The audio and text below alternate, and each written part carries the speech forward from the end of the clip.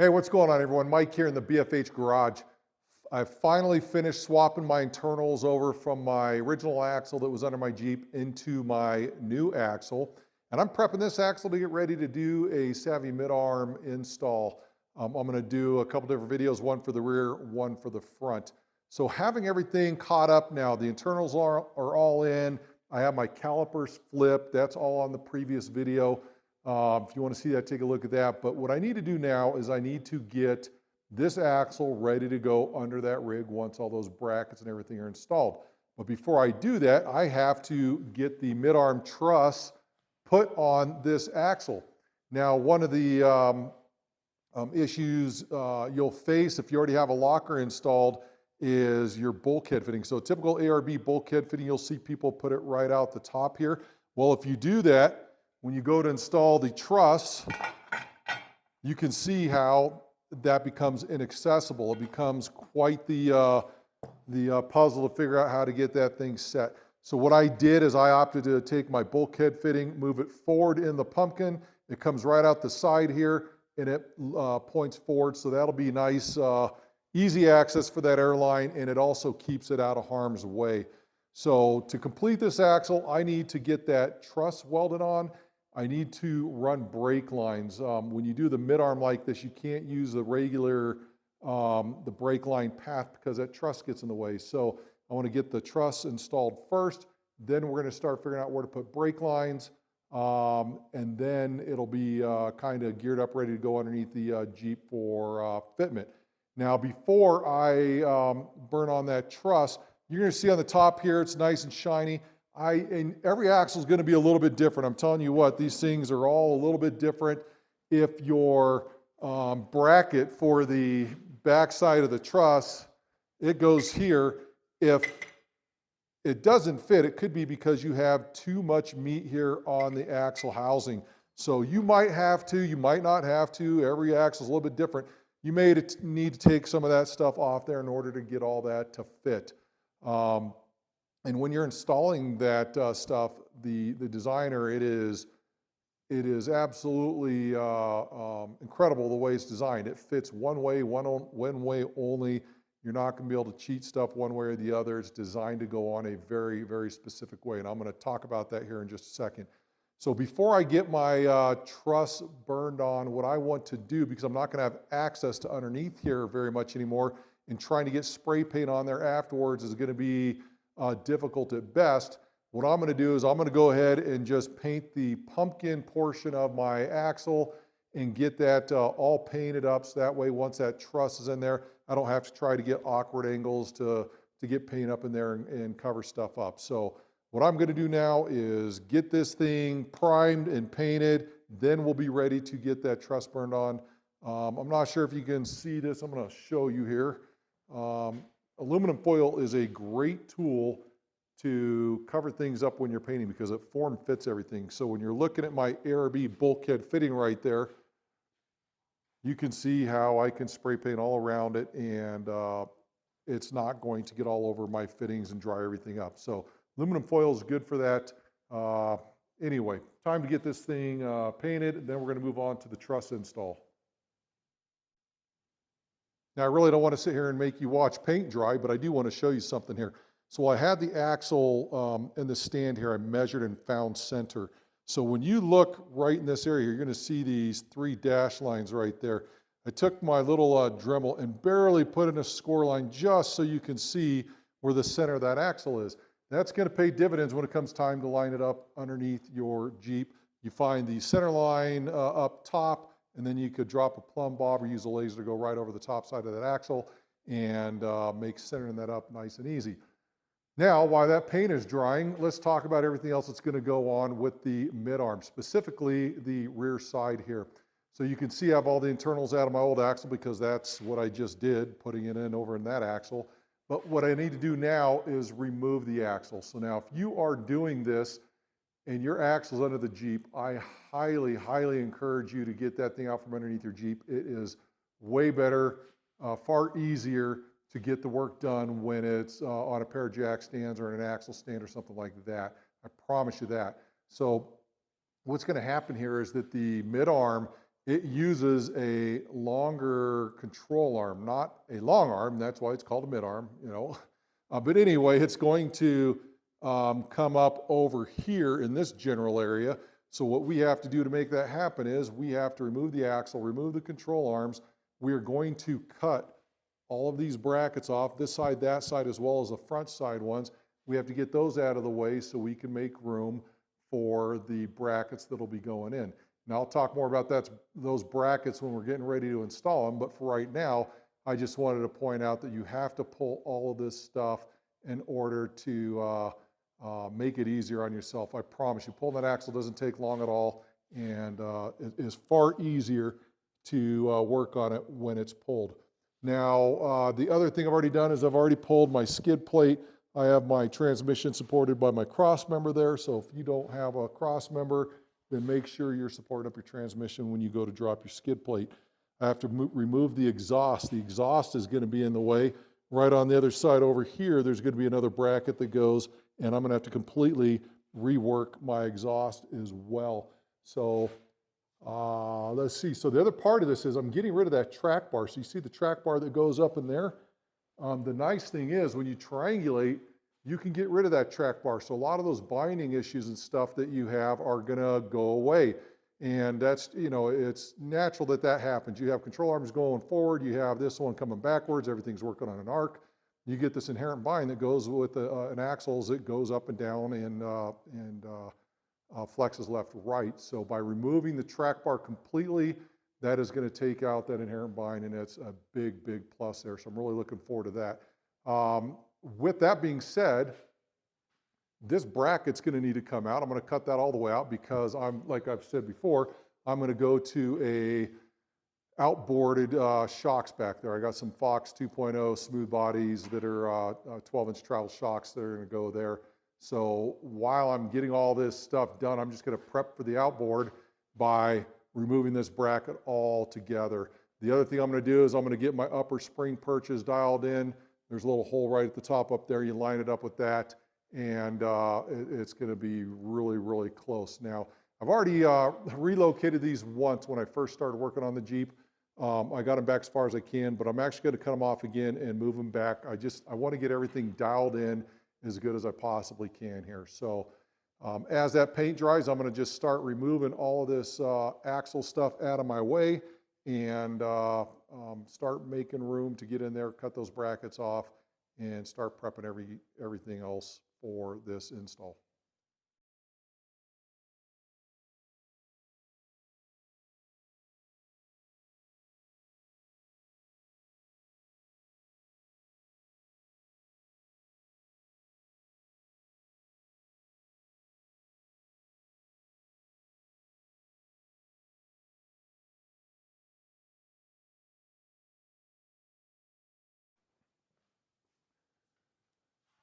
All right, 24 seconds. That's a new record for me, at least on a timeline. Here we are at a new day, and it is time now to get this axle truss welded on. Now, a lot of people are asking, you know, why are you going Savvy versus something else? And I want to be very clear on that. The Savvy mid-arm is so well designed. You know, a lot of people will use builder parts. I know that Barnes sells them, Artec, things like that, and they're good for general purpose builds. They're fine with that. But if you're trying to squeak out every bit of performance, every bit of geometry that you can, then I would recommend going with an absolutely proven design, such as the Savvy mid-arm. What I mean by that, you'll see builder grade brackets that attach to the frame that will have 3 adjustable holes, but you're usually done without a body lift, and you can get a little bit more geometry if you have a body lift and your brackets go up into that space. And the Savvy mid-arm does exactly that. And what that allows it to do is have parallel arms. Everything is parallel, which means your pinion angle stays the same degree throughout the range of travel. Everything about it's very well thought out. The geometry is perfect, and that's why I choose to go with that. If you're using builder grade, that's fine if you have a unique situation that you need to use something like that. But if you want a plug and play, high performing suspension kit, that Savvy mid-arm is the way to go there. All right, so the Savvy truss here goes on one way. Builder grades, you kind of build it the way you want, you move it to where you want, to where you think it's going to fit best. This design was so well thought out that it gets placed in a very specific position, both LJs and TJs, that it accounts for the geometry. So when you look at this, the way you place this bracket here, the truss, is it has a bracket that goes to the diff cover there. Now this is designed to work, or be set up, I should say, with a stock diff cover. Now I know a lot of people out there use aftermarket diff covers. You know, it's not going to quite work that way. When you set this thing up, even if you're going to go to a different diff cover, if you're going to set this thing up, set it up using a stock diff cover, get this thing positioned correctly. And whatever you do, I mean, you still need the stiffener back here to just make everything work. If you're doing something else outside of that, it's not designed that way, and I can't give you a whole lot of information on that. You take and you bolt your bracket stiffener right here, you put that in, and once that's set up, you take your truss and you line it up, you take your bolts, you bolt it through here, and it's lined up perfectly where it needs to go. You can burn it in at that point. So really, really simple to do. I just, you know, with me going with this rebuilt axle and doing everything a little bit differently, or not differently, I mean, just cut off a bunch of brackets and adding stuff. I still have my center lines on that axle tube, and just playing around with it, you know, I marked the centers on my truss, not the centers, but I marked where that would be in relationship to the center line of the axle when this was in place, and it ends up being center of the truss. It's just really, really well designed, really well thought out. So enough talking, let's get to welding.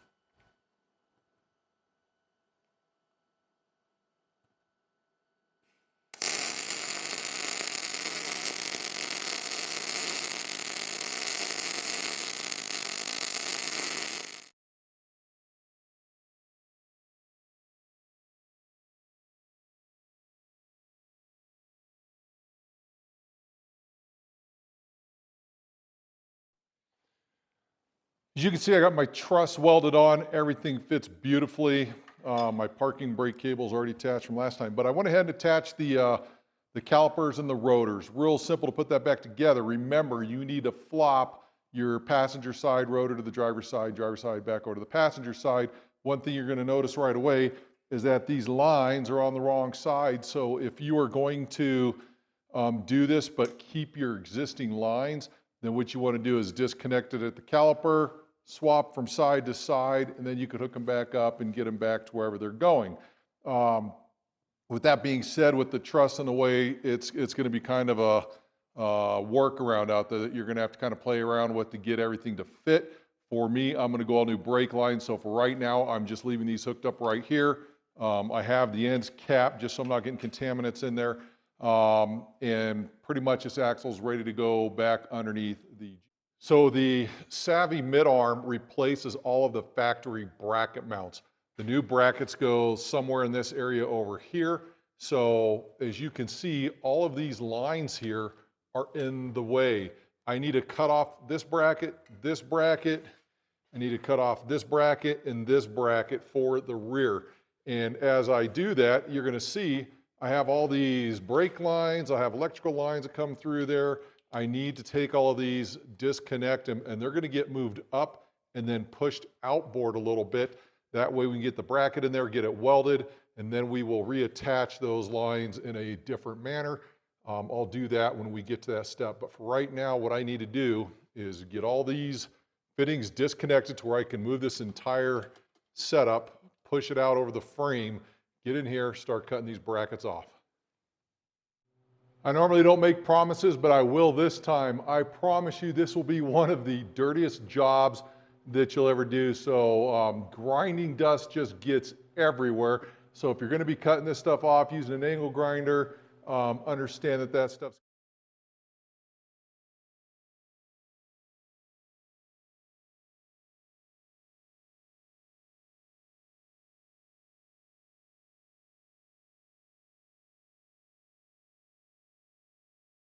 when you get up under here, you're going to see where you cut where the brackets are connected. You want to be sure that you're not cutting into the frame rail, but you're probably going to. So just try not to. I can see I got a couple score marks right there. So if that's the case, and I have score marks there, after I get all this stuff ground down, then I'll come back in with my welder and I'll fill up those gaps and re-smooth it out. If you have any cuts, you want to correct them before moving forward.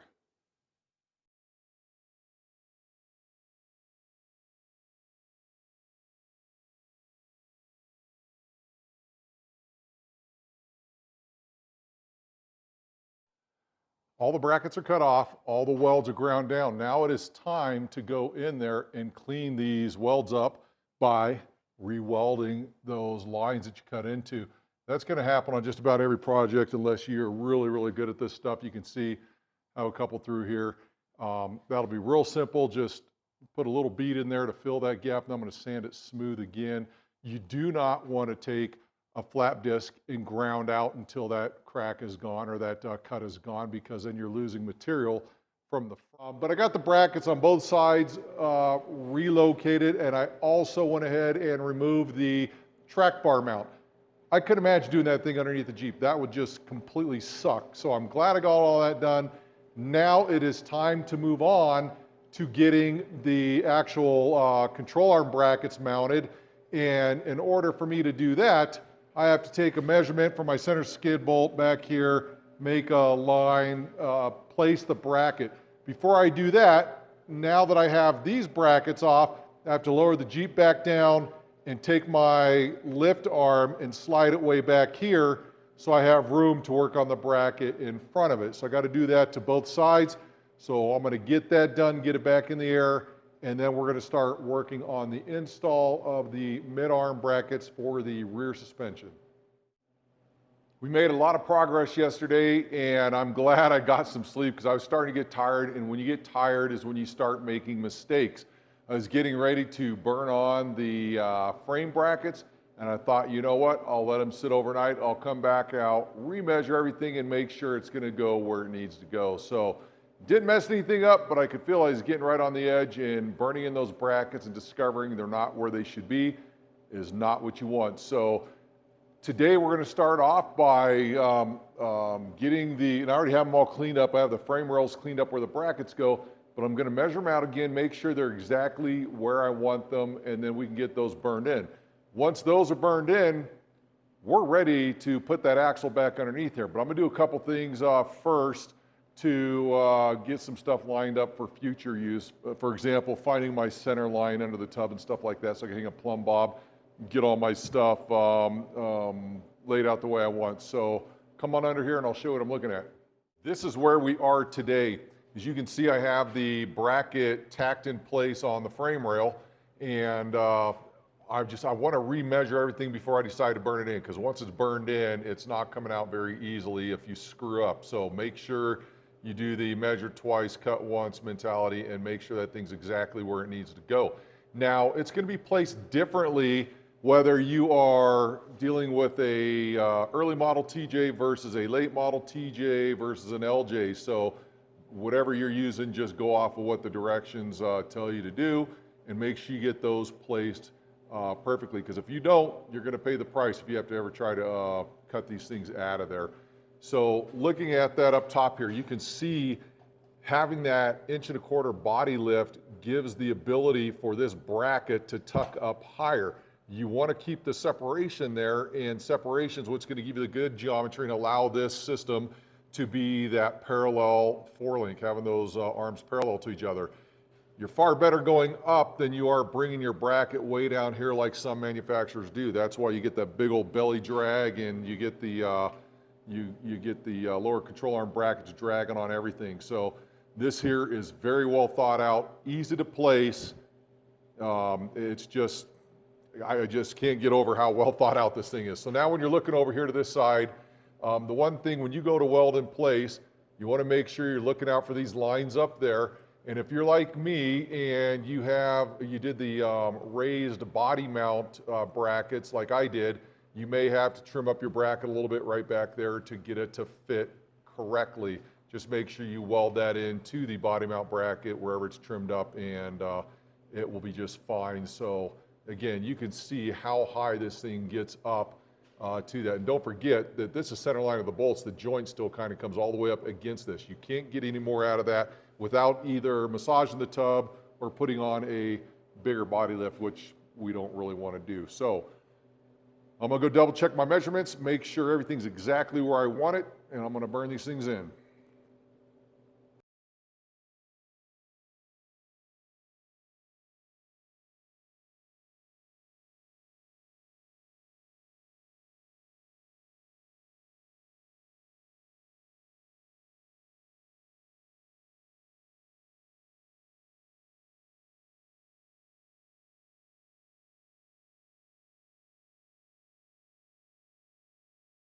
Whether it's right or wrong, it doesn't matter now because those brackets are burned all the way in. Man, I tell you what, getting some of these top welds on the backside, difficult at best. Just get the best angle you can. That's where having that body lift really helps out too, getting in there on that. But I think these welds will hold. Let's go take a look and we'll see how this placement looks. As we come up to the outside welds, I think those will hold there. Let's go take a look at that other side. Really hard to get in here, but yeah, you're going to see those. I think those are going to be good there. Now, inside welds, I think those are looking good there. Oh, focus, that one is definitely good there. A beautiful weld over here as well. So I'm pretty happy with all of these. It's going to be one of those where, like I said, I don't have any way to change it even if I wanted to. So let's take a look at this placement now. You're going to see them up there, which is going to mean the exhaust has to be rerouted as well. That's one of the things when you do the middle. Before I get too far ahead of myself here in installing the axle, what I need to do is figure out what am I going to do with all of these lines. I got my fuel line, my brake line, my locker line, all of that stuff. You can see where before I had a tab up there and I got one down there and I had one back this way that held all those up in place. But with the mid-arm here now, you can see how space is a premium and I need to get up and over the top of that. So I'm gonna have to make some custom mounts for that. And I'd like to get that all resolved before I get this thing down on the ground and try to figure it out later. So I'm gonna work on this for a little bit, see what I can come up with, and then we'll move on to that axle install. Come on, let's go get those lines installed. Somebody else's crap is on my lift. I swore I was going to work on mine instead of somebody else's crap, and here we go. So whatever. Anyway, we're installing a mid-arm on this LJ here, and I had to roll mine out right in the middle of my build. I want to take the time with mine, make sure I get everything exactly right the way I want it. So I took the axle, put it under there. I just hooked up the links. I didn't tighten bolts or anything. And I moved it over to my garage over at my house, and we rolled this one in here. So right now mine's kind of on a pause. We're 2 days into this build here. You can see some of this time-lapse video.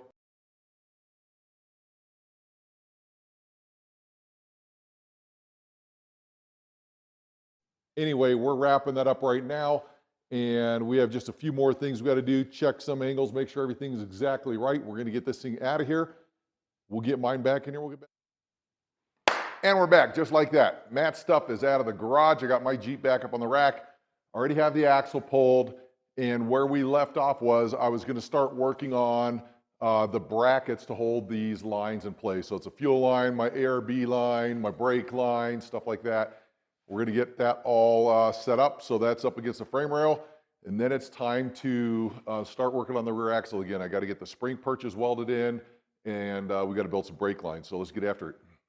So I have my fuel lines right here. I also have the electrical that goes back there as well. So all this stuff has to fit up in here. So what I've done is I made a little angle bracket. I drilled a hole in there, and what that's going to do is it's going to hold the clip here. So all the lines will go right through this clip. Let me show you here. So if I get this clip back up into here, and this is why I have to kind of do it with it clipped in place, because if I don't, you can see I can hit here, I can hit up there. It's going to be kind of something I got to do on the fly here. So I'm going to take this bracket, goes up behind, and then that plastic clip will clip right there, and then I'll weld the bracket to the frame, and that will hold it in place. I just have to get it lined up to where I'm not rubbing here. I need to make a bracket for all the way back up here too. Now, one thing you're going to notice, so first of all, this line will come here. That'll catch on the bottom side of the bracket there, and that goes back up over the top. But the brake line isn't going to be on this one here, because the brake line is going to be mounted back on the control arm mount right here. So the way this is going to work, you take this brake line, you kind of do a couple turns with it, almost like a spring, and it's going to mount right to the side of the control arm there, and that will allow that brake line, the flexible line I have, to go right down the control arm to the brake block on the axle. So I know this isn't the glamorous side of this job, but this eats up a lot of time. You'll see right up here, I just put a square tube bracket up there, and you can see how it comes in from the top side. That secures all of that up right there. Coming back this way, I have a bracket there, and if you look down past my brake line, you're going to see I have a bracket right over there. And the way that's going to work, so that brake line goes there. Remember I talked about coiling this up, and that's what I did there, because my mount here, let me see if I can get it, my mount here is going to go to the side of the control arm bracket right here. Now this big old block right here, that's just got some JB weld in there. That's nothing more than a stop to keep my brake fluid from leaking out. So just that little fitting right there is all I need.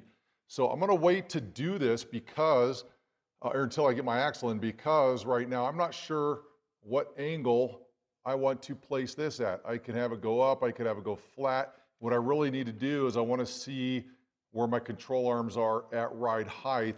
And what I want to do is make a nice natural flow of my flex line to go right down that control arm. So if I was to fasten that right there and it's at the wrong angle, it could make like a little bit of an S turn on that brake line, and I don't want that. So I'm going to get the axle finished, get it installed, and then hooking up this brake line will be the easy part. I just have to determine where I want that fitting to go, and then make the connection into the backside, make the connection to the line that goes to the axle. So that's it for this. Now it is time to get over there and start working on those spring perches and brake lines.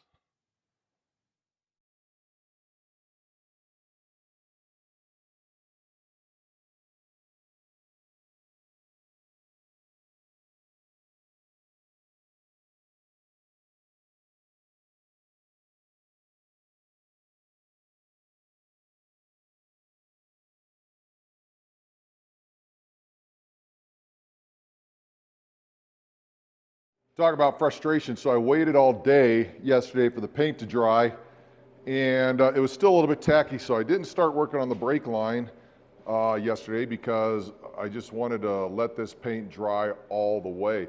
So what I did is I started taking apart the front axle, got all my steering and everything off for the next series of the video. But today now I am going to work on these brake lines. Now I can tell you, let me tell you what my original plan was here, and this will help you understand. So first thing I had to do is I had to put on new caliper flex hoses, and the reason for that was I had one that was that you could separate at this point, the other one that was crimped on. So I decided to just go with two new flex hoses, and I can also put them where I want. The original bracket that goes to your axle has them somewhere out here far away. I'm going to try to keep mine tucked in nice and close to keep those brake lines out of harm's way. Now you remember, or maybe you don't remember, my original plan with the brake line was to run it along the axle tube here, go inside this hole, up, over, back down, and out through this hole, and connecting into my brake block right there. That's just not going to work. I didn't think it all the way through. It sounded good in theory. It sounded good when I was playing around with it. But the thing I have to remember now is that I have triangulated uppers up here. So my arm comes off from over here, not over here anymore. And what that does then, if I just put my brake block here, I would have to have my brake line go out, kind of come all the way up to the arm and then over. And that's just too much. So my intent now is to put the brake block somewhere in here and have it pointed towards that arm so it can capture that flex line fairly easily. I have a pretty good idea what I'm going to do now. I just need to start running the brake lines to see if it's going to be feasible. I'm probably still going to use the hole over there, but what I'm going to do is I'm going to probably drill a hole somewhere in here, and that way the brake line can come out and then just capture right into the brake block. Now let me show you here.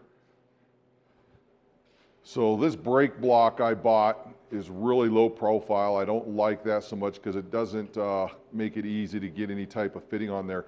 But that kind of helps me out a little bit right now because my intent is to actually, or at least the way I'm thinking right now, we'll see if it comes through or not, but I want to put a wedge under there. So I'm gonna have to get a piece of steel, drill a hole through it, and then grind it down into a wedge. And what that's gonna do, hopefully, if my mind's thinking right, it's going to point that fitting upwards to where the control arm goes right here. So I'm going to be at a little bit of an angle to go kind of in line with the control arm, and that brake line is going to sweep onto the back side of the control arm and go up and get captured at the upper brake mount up there, or the upper control arm bracket up there. So a whole lot of talk to give you my plan, but the proof's going to be in the pudding.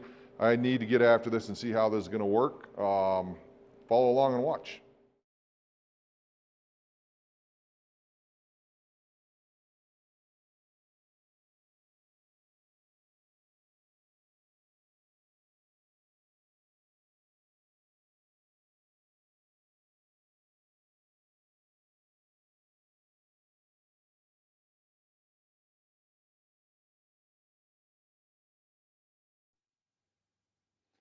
This brake line project's already turned into more than I wanted it to be, but here we go. So you can see how I have my lines connected there. They're going to come across, go inside. I have the grommet to protect the brake line. And then when you get inside there, you can see how it bends up, over, comes back out the other side, curls up, comes around right there. This side, same thing, comes right behind the spring perch here, comes up, rolls over, comes up, is going to meet right there. So if you see this bracket I have here, what it's going to do is put my block at a slight angle up so I can catch the control arm coming off of here. So let me get it painted. I'll show you what it looks like when it's all put together.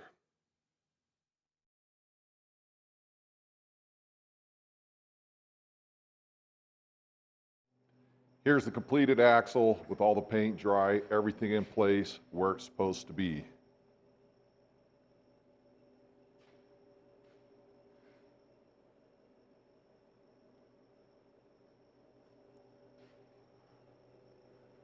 Brake line runs up behind that, back out through the rubber grommet, clamp to hold it in place, back up through there.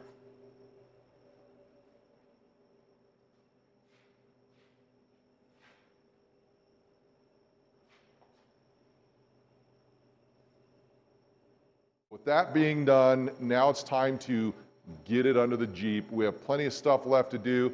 I need to change out some wire loom here. I need to get the axle hooked up and at right height so I can figure out where I'm going to put my brake line bracket up there.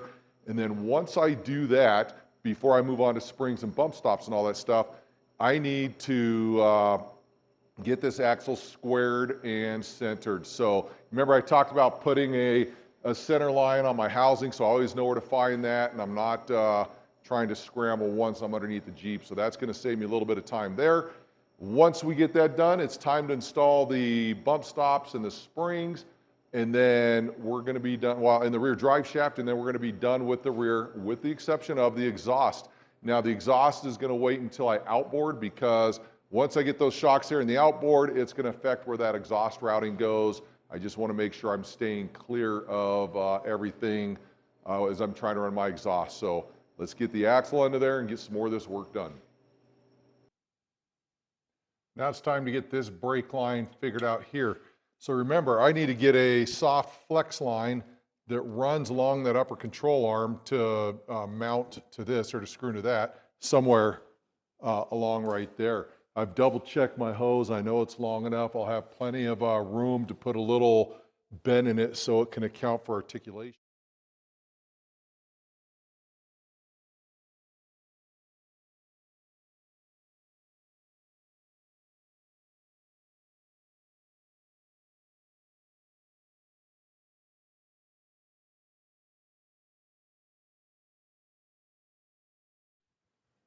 It's time to get the axle squared and centered. As you can see, I have a lot of stuff set up here, so pay attention, and I'm going to go through this pretty quick so I can get to work getting this thing done because it takes a little bit of time to get this done.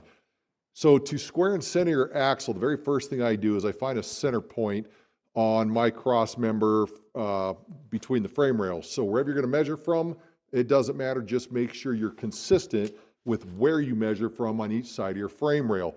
If you don't have a cross member, then you're going to have to figure out something else, but either way, that'll work. So what I've done is I've measured through, I've determined a center point on my cross member, I've dropped a plumb bob down to the ground, and I've put an X there to mark center on the ground. I can also see it up here, so it's just kind of double checking, making sure everything is centered with my lasers here to make sure I'm getting everything exactly the way I want it. If you don't have lasers, you can still do this simply by dropping a plumb bob, marking your lines, and then running string or chalk line, whatever you want to do. There's different ways to do it. Lasers are cheap enough now that I've decided to go that route. So now that I have the plumb bob, I've got the mark down here. My laser goes straight towards the back. And I don't know if you guys can see this or not, but on the back side, right up in there, I have a bolt that is poking through. And that bolt is dead center, at least the mark on it that I have is dead center between the frame rail back there. And I measured right across the cross member, double checked at both sides. You can't see the green laser on it because a green laser is going through the string here. So that gets my line going that way, dead center. So everything is good there. Now the other thing I want to do, and I've used my red laser for that, is I want to get a perpendicular line to this one just to verify everything that I'm measuring from is completely square.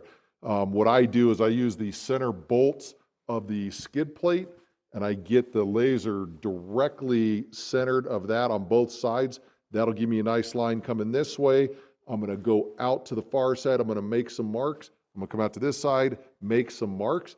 And now the way I'm going to determine whether or not my axle is square is I'm going to take my plumb bob, I'm going to hang it off the back or off the axle tube, same exact spot on both sides. I'm going to hang my plumb bob. I'm going to put a mark on the ground. I'm going to figure out how far off a center that is. I'm going to measure the same distance out here off a center. That'll make sure that I'm measuring parallel lines, and I'm going to measure that distance between the two. If that one's off, say, a half an inch forward and this one's off a half inch to the rear, then we have to square that up, and that's what's going to give us that information to do that. So once I get all that done, get it squared and centered, the very next thing I need to do is set my pinion angle. So before I was talking about not reinstalling my drive shaft, I'm going to have to do it in order to get my pinion angle established. And I need to do that because when I go to run the axle to full bump, if I don't have my pinion angle established, I'm not going to know how far back my axle can go. So I'll get the drive shaft installed, I'll get my pinion angle set, and that will probably just about get this rear axle squared away, where all I have to do is install the bump stops and the springs. I'm going to cycle it several times, full bump, full stuff left, right, the whole 9 yards to make sure everything's playing nicely. Then all I have to do is install my sway bar and my springs. Now remember, I'm not installing shocks yet because I'm going to be doing the outboard right after this. So this is what we have in a nutshell to square and center your axles. Watch along.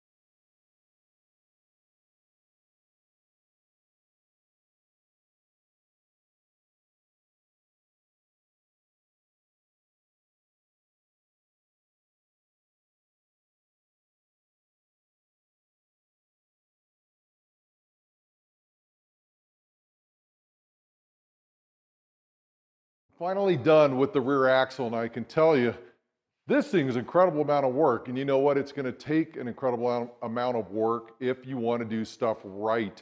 I decided while I had my sway bar out, I took the bushings apart, greased them all up, got everything all dialed in.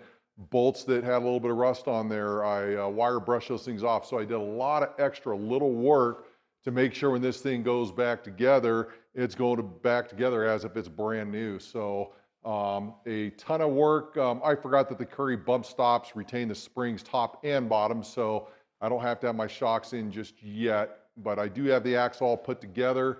All the parts are there with the exception of my breather hose and my brake line, and I'm going to show you that here in a second. Come on over and I'm going to show you all about this and things we've done and things to look out for. Let's start with the rear. I know I've already gone over some of this stuff with you guys. So I got my new brake lines. I got new spring perches. I put in the Black Magic brakes, parking brake relocator kit on here so I could do my caliper flip. That is just an incredible little deal there, and you'll be amazed at how much better your parking brake works. The new differential cover. I remember last time I think I was calling it the T&J or the Curry version. That's a Barnett diff cover. T&J does make it, Curry makes a version, so you can get that at a couple different places. Everybody has their own way of making it. But the thing I like about this, and this is the reason I don't like the big old honking diff covers like ARB. You saw when I had that axle up at full stuff, I had I could fit a piece of paper between my gas tank skid and the outside part of this diff cover. Now the part that's ramped down here and protected from the rocks, that stays below the gas tank skid when this thing's at full bump. So it has protection where it needs it, has nothing where it doesn't need it, and what it does, it allows me to get all the way up. In fact, if you're curious as how close I was to the gas tank skid, there it is right there. I actually moved it forward just a little bit so it won't keep scraping like that. Moving over here, same thing on the other sides. The brake line here, so the way I set that ramp there, you can see how this is going to come up to here. I got to figure out how I'm going to loop it exactly because I have to leave a little bit of play in there for articulation. So I'm not going to know what my true articulation is until I get the rear outboard done, because my shocks will probably be a limiting factor there that I need to account for. So I'm not going to commit to anything with this just yet, but you get the idea of what I want to do here. So that'll get attached to the control arm. It'll come up and it'll attach up there. I just put it through the bracket for now just so you can see, but all of that's going to go right there, nice and neat. It'll be incredibly cool. What else going on? Oh, so another thing you got to look out for is with this lift, you're going to get a lot more travel. So especially with the 12-inch travel shocks I'm going to put in the back. The problem I'm going to have is that this differential comes down so far now that I can actually get drive shaft binds. So you can see I can move it there and then it hits right there. That's as far as it goes because it's binding up at the joint. So I'm going to have to figure out what that number is going to be. So I need to get it back down to the ground. I'm going to get to, once I put in the outboard, I'm going to figure out what my lowest point is. I'm going to jack it up to where I don't have drive shaft bind, and then I'm going to get a limiting strap, put it right on the backside. I'm going to weld in a bracket here and then run it up above, and that will keep that pumpkin from going lower than it needs to. Now, by adding one in the middle, what that does is it does not restrict any movement to the outside, left or right, when you're doing full droop either way on that. So this thing is going to be absolutely incredible. I can't wait to get out on the trails with it. But before I do that, we got to get the front done. So the back's done as far as I'm going to get right now. Let's move on to the front.